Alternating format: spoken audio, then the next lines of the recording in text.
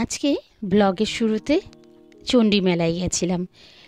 আমাদের এখানে অর্থাৎ বেহালার শখের বাজারে মা চণ্ডীর মেলা বসে এবং সেখানে চণ্ডী পুজো হয়। সেখানে যাওয়াতে তোমাদের সাথে সেই ছবিটা আগে তোমাদের সাথে শেয়ার করছি, এরপর আমার ডেইলি রুটিন থাকবে। চলো ডেইলি রুটিনের মধ্যে একটা পার্ট দেখাবো, তার আগে মা চণ্ডীর দর্শন করাই।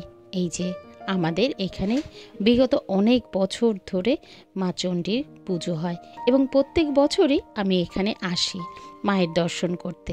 যদিও আগামীকাল আমার ছেলের পরীক্ষা, তবুও কিন্তু আমি এসেছি শুধুমাত্র মায়ের দর্শন করার জন্য।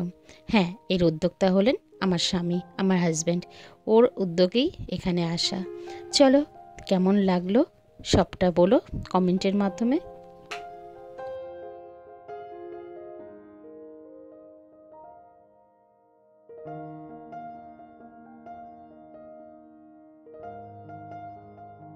গুড ইভিনিং, আমি রিঙ্কু। আমার এই রিঙ্কু তেলি ব্লগার চ্যানেলে সবাইকে ওয়েলকাম। কেমন আছো তোমরা? আশা করছি যে যেখান থেকে আবার ব্লগ ভিডিওটা দেখছো নিশ্চয়ই ভালো আছো। এখন বাজে ঘড়িতে 6:37। এই অফিস থেকে বাড়ি ফিরছি। আজকে তোমাদের সাথে আমার ইভিনিং রুটিনটা শেয়ার করব। চলো দেখতে থাকো আজকের ইভিনিং রুটিন। অফিস থেকে ফেরার পথে আমার নিচে ফ্ল্যাটের নিচে কিছু গাছ আছে, তাদেরকে একটু দেখে যাই। না দেখলে না মনটা ঠিক ভালো লাগে না। আর তারপরে অফিস থেকে এসে ফ্রেশ হয়ে তারপরে কিন্তু ঠাকুর ঘরে আসলাম। শাশুড়ি মাঝকে যদিও সন্ধ্যা দিয়েছিলেন, তারপরেও আবার বাকি পুজোটা আমার জন্য রেখেছেন। আমি বলেছিলাম আজকে পুজোটা আমি এসে করব। তো আজকে শুক্রবার, সেই শুক্রবারের সন্ধ্যের সময় আমি এসে ঠাকুরদেরকে কিভাবে পুজো করি এবং কিভাবে তাদেরকে যত্ন করি আমার গোপুসোনাদের, সেটা তোমাদের সাথে শেয়ার করব। প্রথম পার্টটা এটা দিয়ে শুরু করলাম। এই পর্যন্ত ভিডিও দেখতে তোমাদের যদি কোনো অংশ ভালো লেগে থাকে, প্লিজ একটা লাইক কমেন্ট করে দিয়ে যেও। এবং তুমি যদি আমার চ্যানেলে নতুন বন্ধু হয়ে থাকো, চাইলে আমার চ্যানেলটাকে সাবস্ক্রাইবও করতে পারো। আর অলরেডি যদি তুমি এই কাজটা করে আছো, তোমাকে অসংখ্য ধন্যবাদ। অফিস থেকে এসে আগে কিন্তু গোপালকে প্লাস সাথে আরো অন্যান্য যে ঠাকুর আছে সবাইকে আগে সেবা দিয়ে নিলাম। তারপরে ধূপকাঠি দিয়ে আরতি, এরপর প্রদীপ দিয়ে আরতি করছি। আর জানো তো, মঙ্গল, বৃহস্পতি আর ওদিকে শনি, 3 দিন কিন্তু কর্পূর দিয়েও আরতি করা যেতে পারে, তাতে কিন্তু বাড়ির নেগেটিভিটিটা কেটে যায়। আর তারপর একটু ফুল দিয়েও আরতি করছি। এইভাবে করে কিন্তু আমার শাশুড়ি মামা বলো, আমার মা বলো, গোপালের সেবা কিন্তু এইভাবেই করে। আর তোমরা যদি বলো যে তুমি সারাদিনে কিভাবে গোপালের সেবা দাও, তবে সকালবেলা ঘুম থেকে উঠে আগে বাল্য সেবা দেওয়া হয়। বাল্য সেবাটা কোনো সময় আমার হাজবেন্ড সকালবেলা ঘুম থেকে উঠিয়ে খাবার দিয়ে যায়, আর তা না হলে শাশুড়ি মা দেয়। আবার যদি তাও সম্ভব না হয়, আমিও দিই অফিসে যাওয়ার পথে। আর তারপরে দুপুরবেলা শাশুড়ি মা দেন, আবার সন্ধেবেলায় আমি এসে অফিস থেকে ফিরে তারপর গোপালকে সেবা দিই। দেখো, গোপালকে কিন্তু সন্ধ্যের সময় ড্রাই ফ্রুটস খেতে দিয়েছিলাম। আর ড্রাই ফ্রুটস খাওয়ার পরে এবার সমস্ত ঠাকুরদের ফুলগুলোকে নামিয়ে নিচ্ছি। তাছাড়াও যে সমস্ত বাসন ছিল সেগুলোকে একটু নামিয়ে নিলাম। এরপরে আমাদের গোপালদের কিন্তু আজকে শীতের জামাটা পরবো, যদিও গোপুসোনাকে সকালবেলায় পরিয়ে রেখে গেছিলাম। আর এবার হচ্ছে বাকি অন্যান্য ঠাকুরদের শীতের জামা পরাতে হবে। প্রচুর কিন্তু ঠান্ডা পড়েছে, তাই না বলো?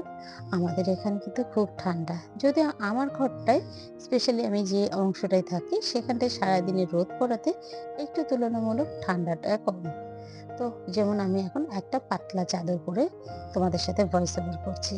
এখন প্রায় কিন্তু রাত্রি এই 12:10-15 মতন। আর তারপরে এটা ব্লগটা শেষ করব, এডিটিংটা মোটামুটি হয়ে গেছে, ভয়েস ওভারটা দেবো, তারপর পুরোটা পাকে শুনতে হবে যে ঠিকঠাক করছি কিনা। যদি কোথাও ভুল হয় সেটাকে আবার রিপিট করতে হবে। এই করে করতে করতে যেন আমি শুতে প্রায় অনেকটা রাত হয়ে যায়। এই কারণেই না আমি ডেইলি ব্লগ দিতে পারছি না। প্রথম দিকে ইচ্ছে ছিল ডেইলি ব্লগ দেব, তারপরে যেই দেখছি অফিস, বাড়ি, ঘর সমস্ত কিছু সামলে আমি যেন ঠিক করে উঠতে পারছি না। সেই কারণেই না আমি কিন্তু আমার এই ব্লগ ভিডিওটা একদিন ছাড়া একদিন দিয়ে খাচ্ছি। আর দেখলে তো তোমাদের সাথে কথা বলতে বলতে সমস্ত ঠাকুর কিন্তু শীতের জামা পরিয়ে দিয়েছি। আর এবার গোপু সোনাকে কোলে নিলে না আমার মনটা কি ভরে যায়, মনটা যেন একদম শান্ত হয়ে গেল। সারাদিনে যা ক্লান্তি ছিল, অস্থিরতা ছিল, সমস্ত কিন্তু এই গোপু সোনাকে ছোঁয়া মাত্রই আমার সব যেন দুঃখ দুর্দশা কেটে গেল। গোপু সোনাকে এটাই বলি, তুমি আমার ঘরে এসেছো, সবার মঙ্গল করো, সবার ভালো করো, এটাই গোপু সোনার কাছে চাওয়া, এটাই পাওনা। बरनट खटे कृष्ण कन्हैया, क्या कर जशोदा मैया, हाय बरनट खटे कृष्ण कन्हैया, क्या कर जशोदा मैया, मैया रे मैया रे।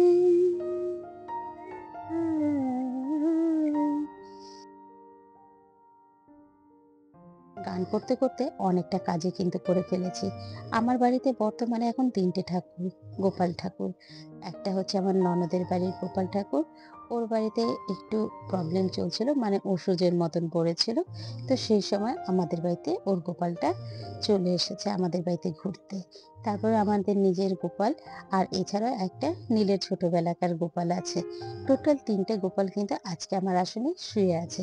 দেখো কি সুন্দর লাগছে, মনে হচ্ছে না ৩ ভাই পাশাপাশি শুয়ে আছে। আর সাথে সমস্ত ঠাকুরদেরও দেখিয়ে দিলাম কিভাবে শীতের জামা পরালাম। এই যে লক্ষ্মীর জামাটা দেখছো, এটা কিন্তু আমি গত বছর হাতে বুনেছিলাম। জানি না এবছর করতে পারবো কিনা, ইচ্ছে হয় কিন্তু নানান কাজ করতে গিয়ে আর সময় পেয়ে উঠি না। চল, আর দেখলে তো কি সুন্দর আমার গোপালরা ৩জনে এমন ভাবে শুয়ে আছে যেন ৩ ভাই বোন পাশাপাশি শুয়ে আছে। এইভাবে করে কিন্তু আমি আমার ৩ গোপালকে নিয়ে, বাকি সমস্ত ঠাকুরদের নিয়ে সবাই মিলে একসাথে কিন্তু সেবা দিয়ে শুশ্রূষা করে থাকি। আসলে একজনের পক্ষে করতে গেলে না অনেকটাই চাপ, কিন্তু সবাই মিলে করি বলে এত ঠাকুর থাকা সত্ত্বেও সেটা কোনো সমস্যা হয় না। কোনো সময় সকালবেলা আমি স্নান করিয়ে রেখে যাই, দেওর জল ভরে রেখে যায়, আর শাশুড়ি মা এসে ফুল চন্দনটুকু দেয়। ব্যাস আমার গোপালদের গুড নাইট হয়ে গেল। আর এদিকে ছেলের জন্য টিফিনে বানাবো চাউমিনের পকোড়া। তো এখানে চাউমিনটাকে সেদ্ধ করে ঠান্ডা করে নিয়েছি, আর একটা বাটিতে ২টো ডিম ফেটিয়ে নিয়েছি, তাতে পেঁয়াজ, আদা, রসুন আর আগের দিনে একটু চিকেন কিমা ছিল, যেটাতে আমি একটু মোমো মতন করেছিলাম, সেই কিমাটা এর মধ্যে দিয়ে দিয়েছি। আর এরপরে একটু কাঁচা লঙ্কা, তোমরা চাইলে ধনেপাতাও দিতে পারো। ব্যাস, এবার কড়াতে হালকা তেল দিয়ে প্রায় একটু ফ্রাইয়ের মতন হবে, একদম হালকা তেলে। যেহেতু আমার বাড়িতে জানোই বর্তমানে আমার হাজবেন্ডের যেহেতু শরীর খারাপ, সেই কারণে তারপর থেকেই বাড়িতে খুবই কম পরিমাণে তেল খাওয়া হয়। যাই হোক, এরকম করে প্রথম দিকে আমি ২টো করে করছি। পরে নিজের কাজের সুবিধার্থে এবং উল্টাতেও সুবিধার জন্য মাঝখানে কিন্তু অর্ধেক করে দেবো। এই দেখো, এরকম লাল করে ভাজতে হবে। সাইড দিয়ে তুমি হালকা তেলেও ভাজতে পারো, আবার কেউ চাইলে ডুবো তেলেও ভাজতে পারো। ভাজাটা যার যার ইচ্ছে মতন। আর আমি এটা খাওয়ার সুবিধার্থে মাঝখানে আরেকটু অর্ধেক করে দিলাম। তাহলে কি বলতো, তাতে সমস্ত কিছু বেশ ভালো মতন ঢুকবে এবং খাওয়াও যাবে। এই যে এটা আমার মোটামুটি রেডি। চলো নীলকে আগে দিয়ে আসি, অনেকক্ষণ খিদে পেয়েছে বলেছে, আমি অফিস থেকে আসার পরপরই বলেছে। তো যেহেতু ওখানে গোপালের পুজো করছিলাম তাই একটু দেরি হয়ে গেল, চলো ওকে একটু দিয়ে আসি।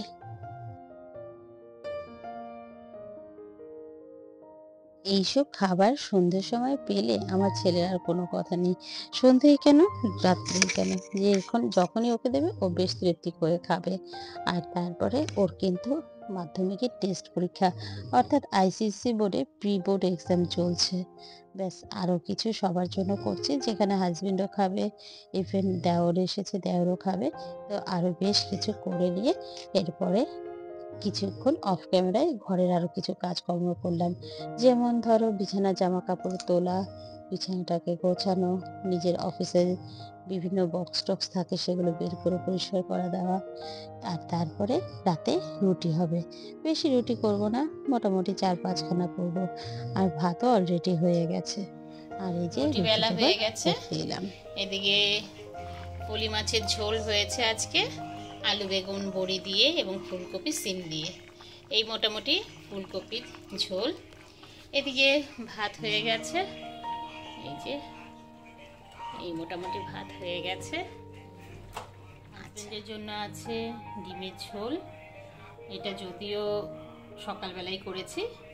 এদিকে আছে শুক্তো ঝোল, আর একটু ওই সিমের থেকে ঝোল তুলে রেখেছি যেটা হাজবেন্ড খাবে। এদিকে একটু ডাল আছে। এই ছিল মোটামুটি আজকের রান্না। নিজের কাজের সুবিধা তো নিজেকেই বুঝতে হবে, ঠিক তেমনি আমি কিন্তু দুবেলার রান্না একসাথে করে রাখি।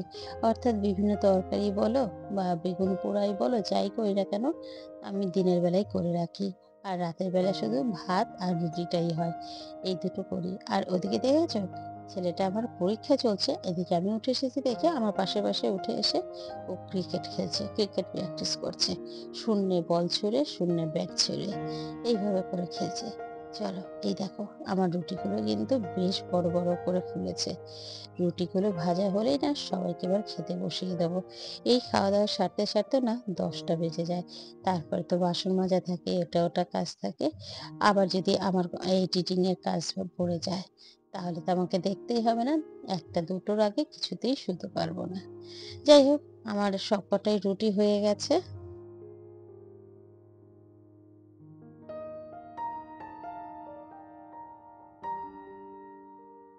মোটামুটি খাওয়া দাওয়া কমপ্লিট, তারপর টেবিলও পরিষ্কার হয়ে গেছে।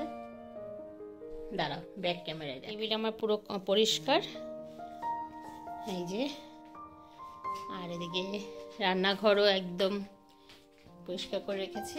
কাল শনিবার যেহেতু গ্যাস থেকে শুরু করে সমস্তটা মুছে রেখেছি, বাসনও সব ধুয়ে রেখেছি, হাঁড়িও মেজে রেখেছি। আর এখানটায় যে ময়লা ফেলি সেটাও ফেলে দিয়েছি।